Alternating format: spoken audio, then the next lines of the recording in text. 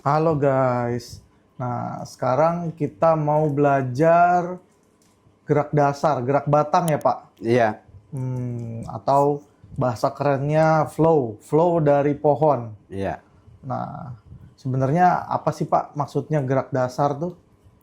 Jadi gerak dasar dalam istilah bonsai itu adalah flow atau gerak batang.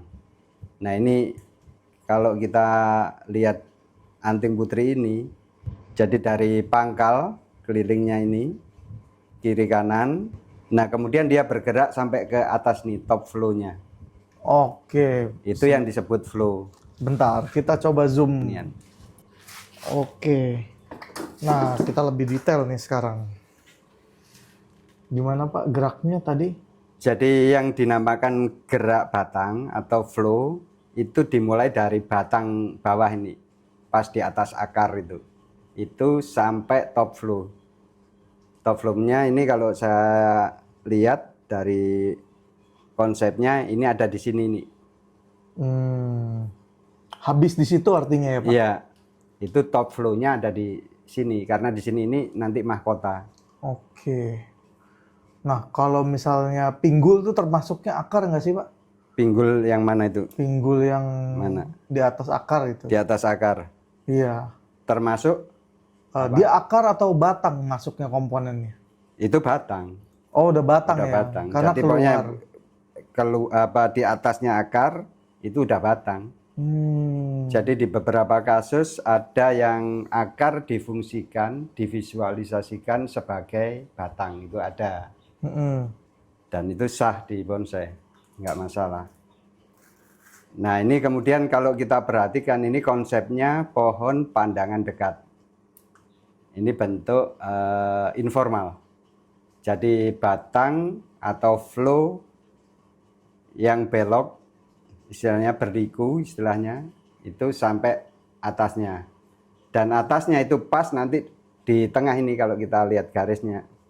Iya. Itu namanya informal. Batang tegak berliku. Jadi batangnya itu bergerak. Jadi nggak lurus kaku begitu, enggak. Walaupun ini geraknya minim kalau kita perhatikan. Jadi gerak batangnya itu dari cabang ini, cabang yang pertama sampai kedua itu ada gerakan. Sedikit meliuk, kemudian disambung sampai ke sini nih. Jadi dia bergerak pertama itu ke kiri, ke kanan, kemudian ke kiri, terus ke kanan lagi. Nah itu namanya flow, gerak batang. Nah kemudian koreksinya, nah sebenarnya ruang itu bukan kiri kanan saja, jadi ada depan, ada belakang, dan itu rata-rata emang pebonsai kita kurang memanfaatkan. Jadi ini masih memanfaatkan ruang kiri kanan, depan belakang belum dimanfaatkan. Oke. Ya. Nah, ini karya pertama saya nih, Pak. Ya, oke. Sudah 5 tahun dari pertama belajar bonsai. Pertama dari stek. Iya sih, emang soalnya buat pemula, Pak, kebanyakan tuh kita ngelihat di YouTube itu kan kanan kiri kanan kiri kanan kiri selesai di atas. Nah, gitu. Apakah memang begitu, Pak? Atau ada rumus yang lebih bagus lagi gitu? Nah itu tadi pemahaman kita emang nggak boleh kita kebiri sendiri. Jadi sekali lagi ruang itu bukan hanya kiri kanan saja, tapi depan itu juga ruang, belakang itu juga ruang. Nah sebaiknya harus kita isi dengan gerak batang atau flow. Kalau itu kita dapat banyak, nggak dapat untuk depan dan belakang, itu bisa kita isi dengan cabang, penguatan cabang. Dan ini masih kiri dan kanan penguatannya cabang. Jadi ini yang sebelah kanan sebagai cabang yang pertama yang diekspos. Kemudian ini ada cabang kedua yang juga diekspos. Iya. Saya perhatiin diekspos juga, bahkan lebih cenderung ini yang diutamakan. Jadi kelihatan lebih besar ya Pak? Iya. Apakah itu masalah? Ya, ini sih tidak ada masalah. Cuman kalau kita mau mengekspos yang cabang kedua harus lebih besar dengan susunan percabangan yang lebih komplit dan lebih panjang. Oke. Walaupun ini sebagai cabang kedua. Cabang kedua itu nggak boleh kita matikan, harus lebih pendek, Harus lebih kecil. dari cabang pertama. Tidak begitu. Oh, nggak berarti ya Pak ya? Ya, yang terpenting adalah size-nya, ukurannya. Oke. Jadi kalau size-nya cabang pertama itu lebih kecil dari cabang kedua, ya yang diekspos, yang dipanjangkan adalah cabang yang kedua. Itu sih gampang sekali sebenarnya. Ya, berarti kan tinggal di los saja Pak. Iya. Dan itu biasa terjadi di barang-barang galian. Nah, ini cabang pertama, idealnya dia yang paling gede dan paling dominan dan yang layak ditonjolkan. Nah, itu teorinya, textbooknya begitu. Nah, kemudian keberadaan sekarang, ini kalau saya perhatikan, cabang yang kedua yang sebelah kiri, Lebih itu besar. yang mau diekspos ternyata. Jadi saya perhatikan dari ukuran sampai posisinya. Posisinya lebih tegas dan dominan ya Pak. Ya. Lengkap lagi komponennya. Nah, kemudian kalau yang diekspos yang sebelah kiri, ini selayaknya nggak ada. Soalnya ini sama ini udah persis antara bawah dan atas. Jadi dimensi komposisinya apalagi perspektif pasti nggak dapat. Oke. Tuh. Jadi kalau ini sudah ada, sebenarnya ini dari pangkal bisa kita arahkan ke belakang atau ke depan dulu. Walaupun titik tumbuhnya sama, sejajar. Yang penting ini pemahamannya dulu kita harus ketahui. Jadi kita harus mengerti apa yang harus kita lakukan dulu, permasalahan apa yang ada di pohon ini. Nah, itu yang kita harus mengerti. Kalau itu sudah kita mengerti, masalah motong, masalah apa mau gedein itu soal gampang udah. Jadi sekali lagi ini pemahaman dulu. Jadi cabang yang kedua ini adalah cabang utama. Walaupun bukan cabang pertama. Bukan cabang paling bawah ya? Iya. Oke. Ya yang bawah mau digedein lagi juga bisa. Bisa. Untuk gantiin posisi yang ini. Betul. Itu bisa. Tapi kalau dilihat dari gerak batangnya Pak, memang dia condong ke kiri sih Pak. Nah, makanya ini layak dijadikan sesuatu yang mau atau yang layak diekspos. Ini.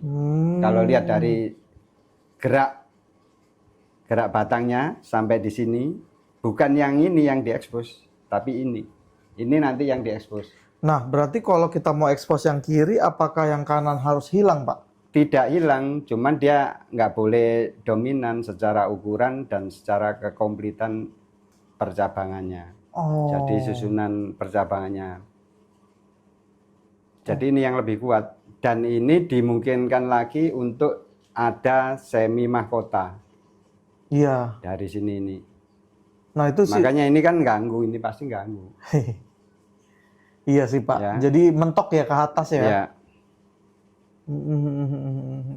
Jadi yang pertama yang kita harus pahami, cabang pertama ini yang suka salah kaprah harus lebih panjang, lebih bagus dari cabang di atasnya. Nah, itu yang ilmu saya pelajari sejauh ini begitu Pak. Nah, itu nggak bisa begitu, nggak bisa serta-merta. Benar-benar terbatas banget jadinya ya. Iya, jadi kita lihat kasusnya. Sebenarnya kalau itu bahan programan itu bisa berlaku. Dan ini kebetulan barang yang diprogram tapi tidak berlaku rumusan itu. Ini yang berlaku adalah rumusan barang-barang Yamadori, ya, barang-barang galian. Oh, karena dilihat dari segi akar pun dia sebenarnya akarnya dominan ke kiri Pak. Iya. Di kanan itu memang ada akar, cuman agak renggang. Itu sih nggak masalah itu untuk pertimbangan berikutnya. Cuman kalau dilihat dari flow batang itu tadi, ini tetap layak yang diekspos. Jadi setiap tampilan pohon itu selalu ada yang jadi apa tuh fokus interestnya. Yang mana itu? Cabangnya, batangnya, tekukannya kalau batang. Bentar Pak, nih teman-teman takutnya nggak ngerti bahasa Inggris, takutnya. Fokus interest itu maksudnya adalah sesuatu yang kita mau Tonjolkan. jadikan nilai plus lah ya, Betul. nilai kelebihan dari si pohon ini gitu. Hmm. Nah itu maksudnya. Dan itu harus layak. Dan kita harus mengetahui bahwa layak itu dihitungnya dari mana. Nah itu tuh Pak. Kan? Maka itu tadi sebenarnya sebagian sudah saya jelaskan. Yang pertama itu kalau kita perhatikan flow batang, ini cabang pertama, kemudian diteruskan, dia akan nekuk di sini ya. Di bagian sini itu ada tekukan. Iya. Kemudian dia muncul cabang ini. Dan cabang ini cukup besar. Kalau besarnya mungkin kurang lebih sama, tapi ini cenderung lebih besar. Kalau secara visual ini lebih besar. Karena lebih lengkap Pak. Ya. Apakah gitu? Oh iya, makanya itu saya sebut visualnya. Walaupun secara anatomi besarnya kurang lebih sama. Makanya letak itu nanti akan mempengaruhi selanjutnya itu mau dipakai sebagai yang ditonjolkan atau enggak. Iya. Jadi yang pertama yang kita koreksi keberadaan ruang kiri kanan itu selalu dominan. Harus pasti dominan ya Pak? Ya memang pasti dominan. Tapi kita juga harus tahu bahwa ruang itu bukan kiri dan kanan. Depan belakang itu juga ruang. Itu harus dimanfaatkan. Makanya kalau ada flow batang, gerak batang, itu yang dia ke kiri, ke kanan, kemudian ke belakang, ke depan, itu nilainya plus. Karena dimensi semuanya dipakai iya. Ini pasti akan mempermudah menonjolkan sesuatu lebih gampang sampai perspektif.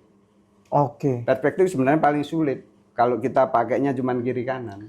Betul. Nah ini kalau buat yang teman-teman nggak tahu ya, dalam sebuah dunia seni dan desain itu perspektif itu penting. Perspektif itu yang tadi Pak Lutfi udah jelasin. Jadi ada sisi belakang, ada sisi samping, atas, bawah. Nah itu 3 dimensinya harus main. Nah aturan itu berlaku bukan cuma di bonsai. Setiap seni itu ada namanya perspektif. Oke. Balik lagi Pak, kita bahas lagi nih. Bagusnya berarti kita pakai flow yang kiri. Nah tapi Pak, kalau sekarang dengan kondisi udah terlanjur gini nih, siasatinya gimana nih biar flow kirinya makin menjual? Ya emang harus diperbaiki. Itu pertama geraknya, ukuran, gerak, kelengkapan cabang. Oke. Jadi ukuran termasuk besarnya dan panjangnya. Dan ini harus nanti sederhana. Karena ini cabang yang tidak diekspos, walaupun dia pertama, tapi ini yang diekspos. Nah itu kelengkapan anatominya lebih lengkap daripada yang sebelah kanan. Dia punya mahkota juga sendiri. Harus tegas. Nah kalau mau tegas gimana? Ini masih nutupin. Ini nggak perlu. Terus ini juga nggak perlu. Jadi kita harus hindari. Yang pertama pertumbuhan cabang. Kalau titiknya ini udah tumbuh, dia keluar, jangan terlalu dekat dengan batang, itu ada ranting lagi. Ini kan sebenarnya sebutannya ranting, bukan cabang. Ranting. Nah kronologisnya itu begini kalau untuk mengatakan ini cabang, ini ranting. Jadi pertumbuhan atau titik tumbuh tunas yang keluar dari batang itu namanya cabang. Udah jangan ngomong ukuran ini, nggak boleh. Itu udah pasti? Itu udah pasti namanya cabang, walaupun kecil. Oke. Nah yang keluar dari cabang itu namanya ranting. Keluar dari ranting namanya anak ranting. Keluar dari anak ranting namanya cucu ranting. Dan seterusnya. Nah itu yang kita sering rancu, kalau di sini ada titik tumbuh, wah ini rantingnya kecil. Nggak bisa. Itu harus kita sebut cabang. Karena tumbuh dari batang. Batang, ya. Oke, nah ini lumayan banyak nih yang tumbuh dari batang kalau gitu Pak. Iya. Nah kita perhatikan aja sekarang itu komposisinya. Jadi cabang pertama ada di sebelah kanan, kedua ada di sebelah kiri, kemudian di belakang. Ini cabang ketiga, terus agak ke depan, cabang ketiga juga soalnya sejajar. Ya ini kita bisa lihat nih, perhatiin. Iya. Gede lagi Pak yang belakang tuh. Itu sih nggak apa-apa. Jadi kalau ini ada, ini kan sama-sama di belakang nih posisinya. Iya. Ini yang ranting, ini yang cabang. Maka ini yang harus digedein, harus dipakai, bukan yang ini harus hilang. Jadi ini sama yang tadi di belakang itu, ini yang di depan, ini. Oh. Ini menutup pangkal cabang yang mau diekspos. Ini. Nah, kemudian yang di atasnya persis ada cabang lagi. Ini akan menjadikan numpuk. Jadi ini mesti serong. Jadi kalau yang ini nanti cenderung ke samping dan ke belakang, yang ini harus cenderung ke samping ke depan. Saling isi ya Pak? Iya, supaya nggak numpuk. Nah ini sih sebenarnya kalau kita lihat detailnya agak miring sih Pak, yang atas agak miring condong ke depan gitu sebenarnya. Iya. Apakah itu kalau kita sekarang mau dieksekusi dulu atau gimana? boleh? Yang Boleh. pasti aja. Jadi yang belakang ini saya potong dulu ini. Ya.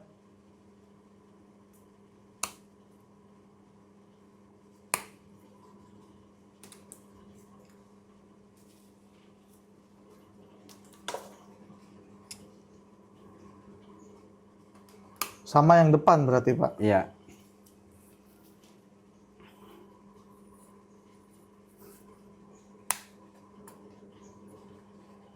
Nah ini saya berani motong, yang penting itu tadi pemahamannya udah masuk dulu. Iya. Kalau pemahamannya belum masuk, Jangan potong dulu. iya, pusing nanti. Oh ini efeknya begini kalau dipotong. Itu dengan sendirinya nanti kita akan tahu.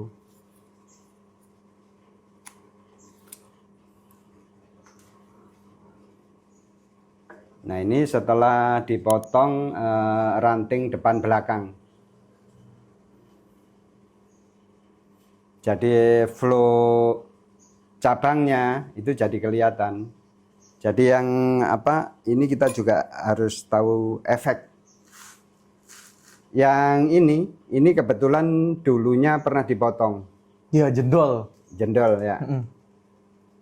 Ini hasilnya kayak begini nih. Sebenarnya ini kalau menurut saya poin plus. Kalau menurut saya.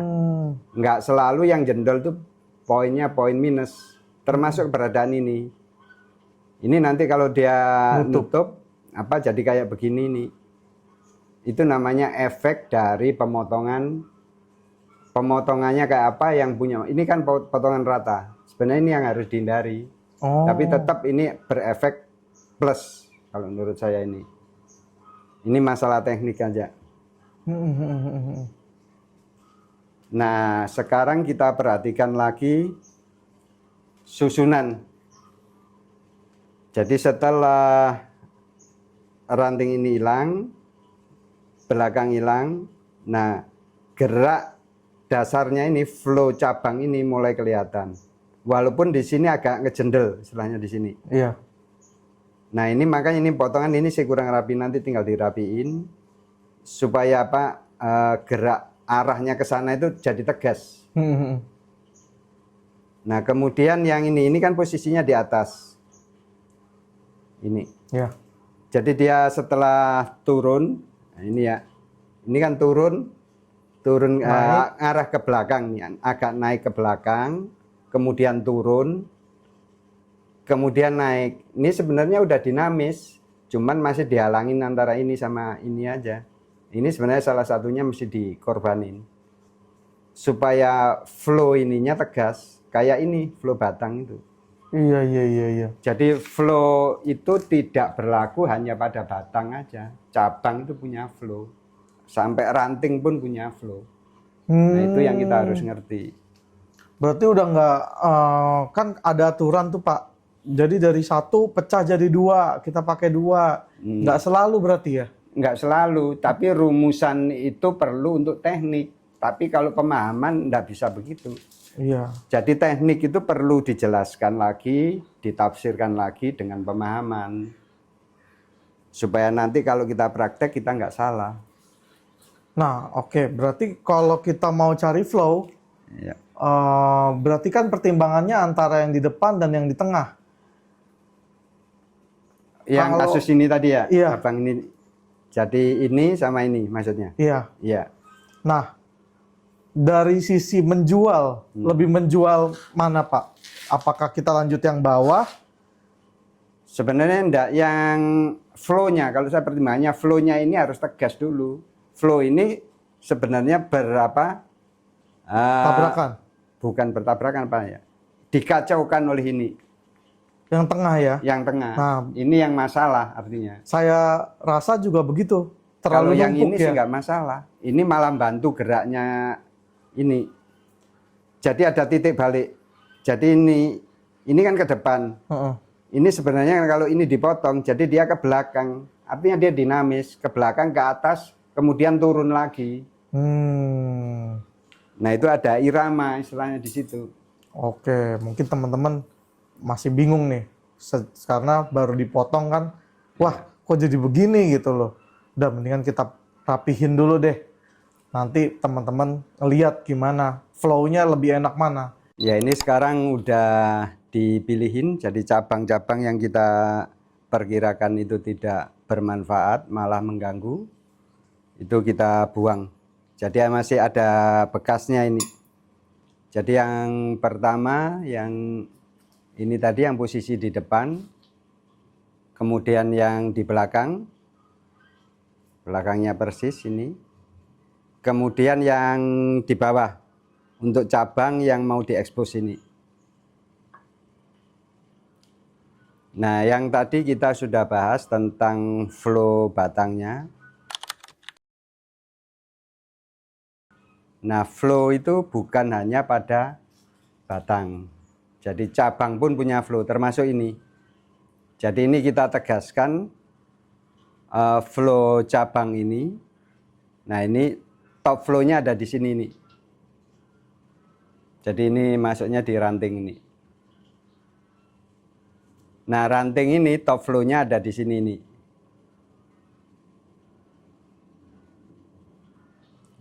Kemudian yang tadi ini yang ada yang ke bawah, ini juga kita buang. Kita pakai yang ini, yang arah sedikit ke depan ini.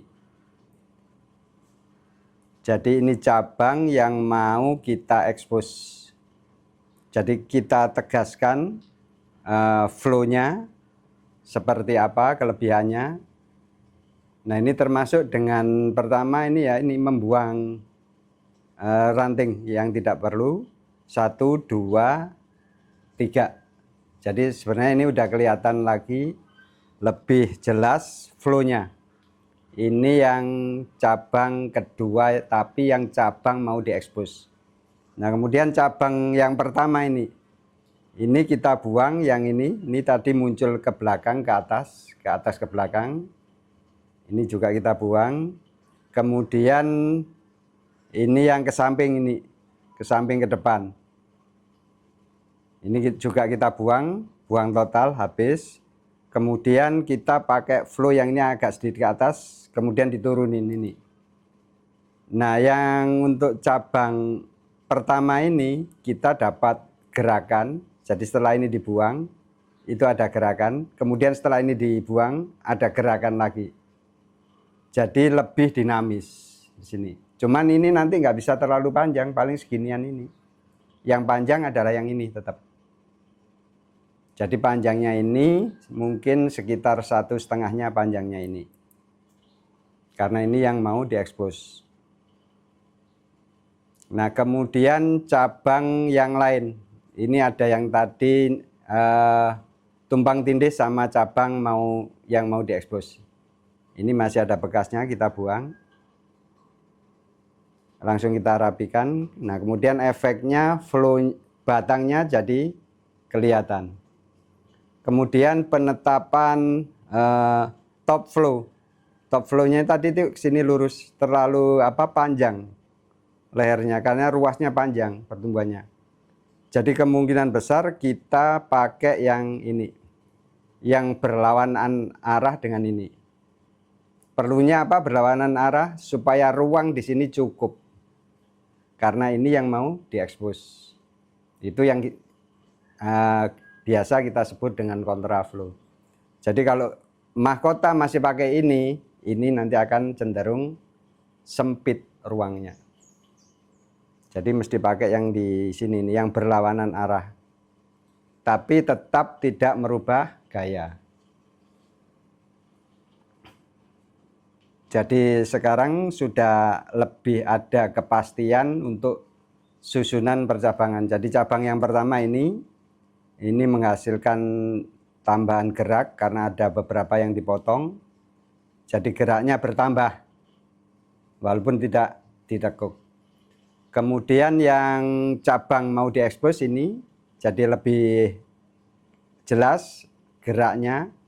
Jadi dia ini ke depan, kemudian ke belakang turun, kemudian naik lagi, kemudian ke depan sedikit ke depan, sekarang ke belakang samping. Nah ini udah kelihatan lebih dinamis lagi. Jadi ini sebenarnya tunggu ya proses pengelosan dulu. Sambil ini yang belakang. Yang belakang ini dipres, kita nunggu tunas baru. Karena di sini ini tadi dipotong space-nya terlalu panjang. Jadi kita mesti mengulang. Kemudian tampak depannya itu bisa terjadi pergeseran.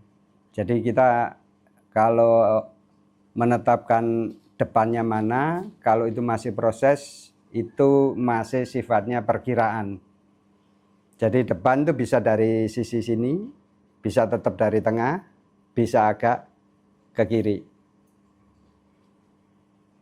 Dan itu nanti setelah semuanya ini performanya udah terbentuk di cabang-cabang, biasanya itu baru fix. Kita mau geser atau apa, itu nanti fix depannya kita yang kita pakai. Jadi sekali lagi, setiap pohon itu selalu ada sesuatu yang kita tonjolkan. Nah yang kita tonjolkan untuk kasus di pohon anting putri ini, ya ini. Ini adalah fokus interestnya ini. Dan di sini disarankan ada semi mahkota. Jadi bisa jadi nanti bentangannya sampai seginian.